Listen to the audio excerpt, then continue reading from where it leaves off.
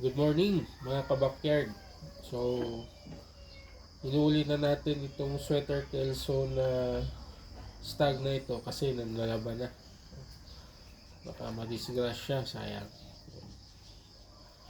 So, ito ay back to mama sweater kelso golden boy side.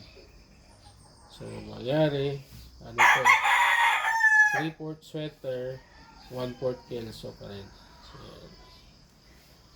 So, ito ay nasa running 5 months na ito. So, siguro nasa mga 4.5 months.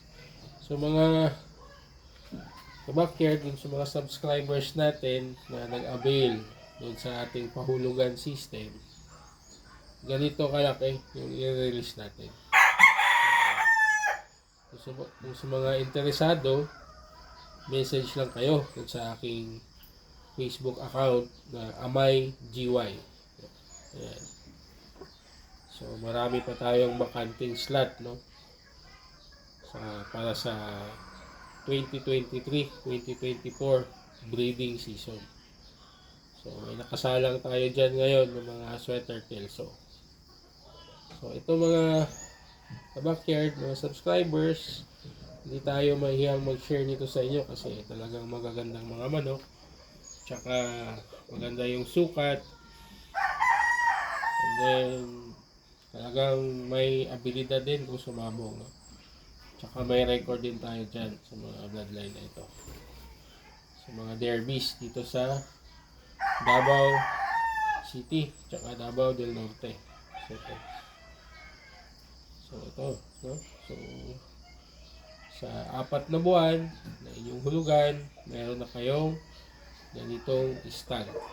So, at least hindi kayo nabibigla dun sa iyong mabayaran. So, ayan. So, pakita ko naman ngayon mga kabakyard yung babae. So, mga kabakyard, ito yung kapatid ng kanina. So, ito ay sweater kelso pa rin na 3/4, 1/4. Ayan. So, ito magandang pulet. So, ganito kalaki rin mga kabakyard kung gusto nyo mag-avail na pulet dun sa hulugan system natin. So, ito ay nasa running 5 months na rin siguro. Sa mga 4.5 months. So, ito ay magandang inahulog. Tingnan nyo naman yung silong. Tsaka yung sukat ng paa. Tamang-tama lang. Tsaka yung mukha.